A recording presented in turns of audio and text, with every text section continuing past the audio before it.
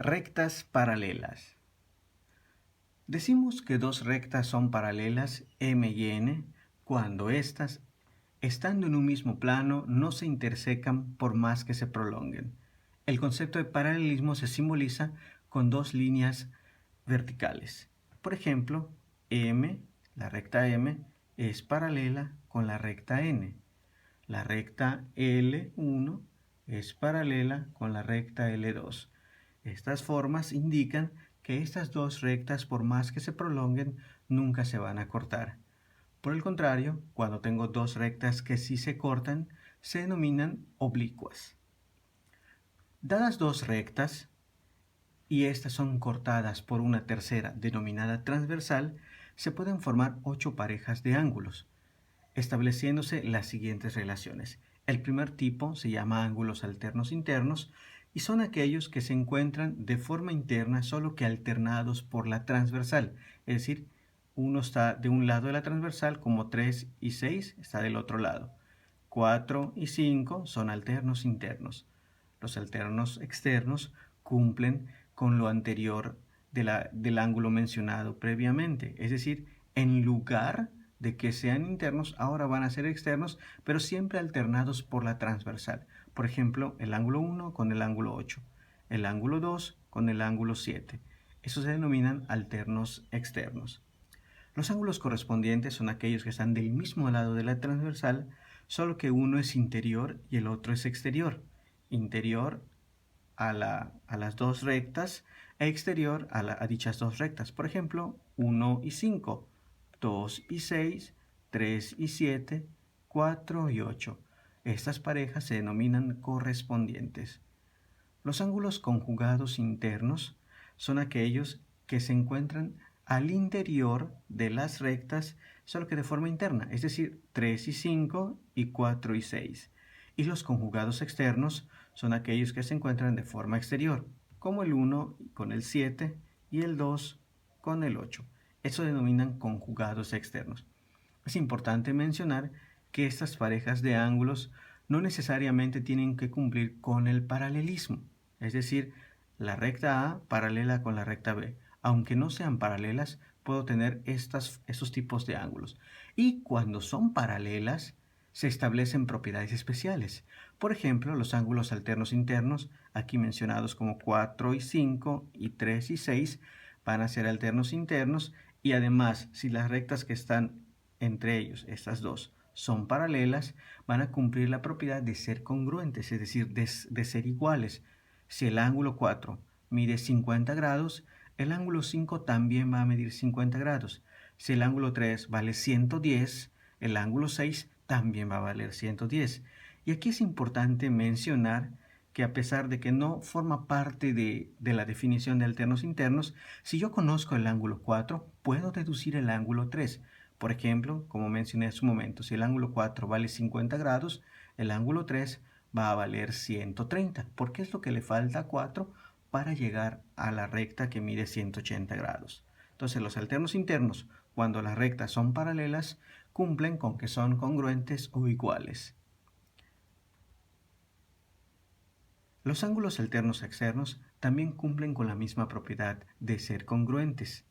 El ángulo 1 congruente con el ángulo 8, el ángulo 2 congruente con el ángulo 7.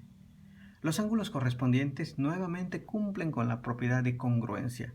El ángulo 1 congruente con el ángulo 5, el 2 con el 6, el 3 con el 7 y finalmente el 4 con el 8. Entonces puedo establecer 4 relaciones de ángulos correspondientes. Dependiendo cuál es el que yo necesite, pues voy a poder establecer el resultado a saber.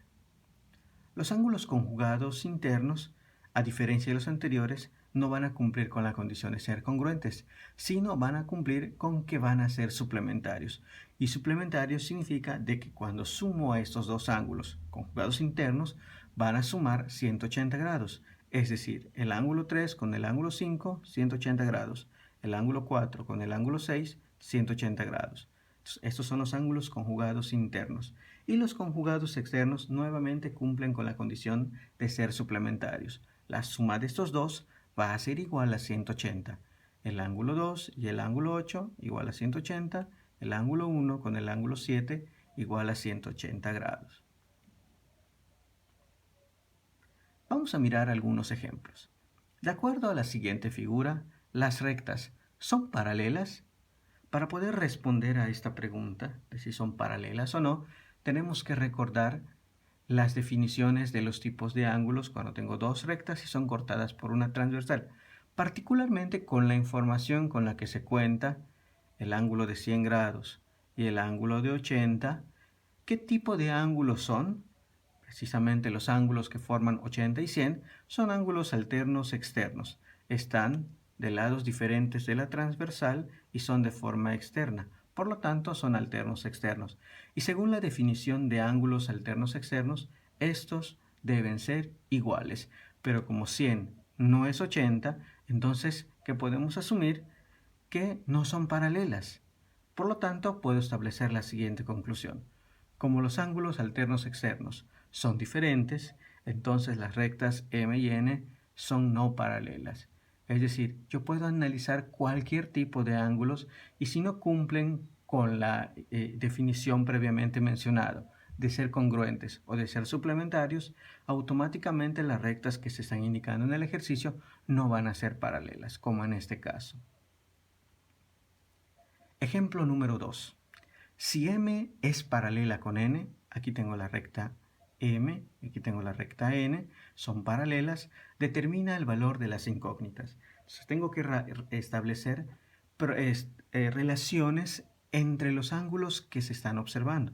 Por ejemplo, Y menos 10 con X más 15 son ángulos que son opuestos por el vértice. Por lo tanto, podría establecer una relación de equivalencia, es decir, formar una ecuación y resolver, pero en este caso tendría dos incógnitas y necesitaría una ecuación más para formar mi sistema de ecuaciones. Pero el 55 que tengo en la parte superior, si lo relaciono con x más 15, son ángulos correspondientes y por ser ángulos correspondientes son iguales. Entonces, con ello puedo armar mi primera ecuación. X más 15 igual a 55. Obsérvese que la ecuación x más 15 igual a 55 solamente posee una incógnita, así que la puedo resolver sin ningún problema de forma inmediata. El 15 lo puedo mandar al otro lado como una resta y me va a quedar 55 menos 15. 55 menos 15 me da 40 y ya tengo el valor de 40. Es importante recalcar que no es la única forma para llegar a la solución. Por ejemplo, puedo determinar el valor directamente para y. Y menos 10 con 55 son otro tipo de ángulo que me permite establecer la relación de equivalencia. Entonces, puedo establecer diversas maneras y depende de mi visualización elegir la que sea más evidente para mí y resolverla. Finalmente, voy a utilizar los ángulos opuestos por el vértice, y menos 10 igual a x más 5 por ser opuestos por el vértice. Como ya conozco el valor para x, lo voy a sustituir.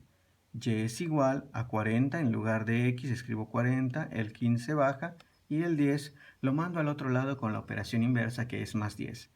Solamente sumo 40 más 15 más 10 y me da el valor de 65. De tal manera que ya tengo la solución al ejercicio.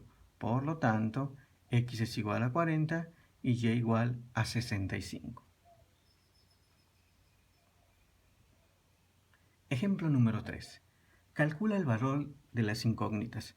Considere la recta AB paralela a la recta CD. Cuando tengo muchos ángulos en la expresión y no sé con cuál trabajar, se recomienda, para efectos de claridad, prolongar las rectas que son paralelas. Prolongo, prolongo. Y se prolonga alguna de las transversales. Normalmente se elige la que es más evidente, pero puede ser cualquiera. Voy a prolongar la que tengo de forma horizontal.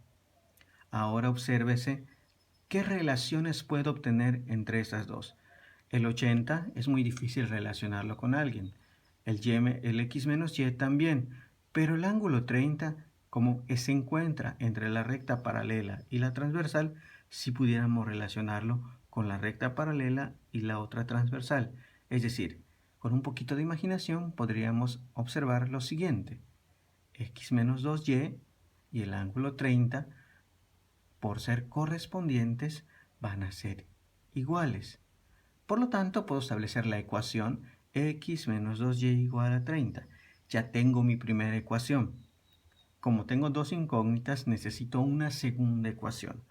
Volvamos a la figura original. Ahí está. Ahora quiero que observen muy bien que al interior de la figura se observa un triángulo.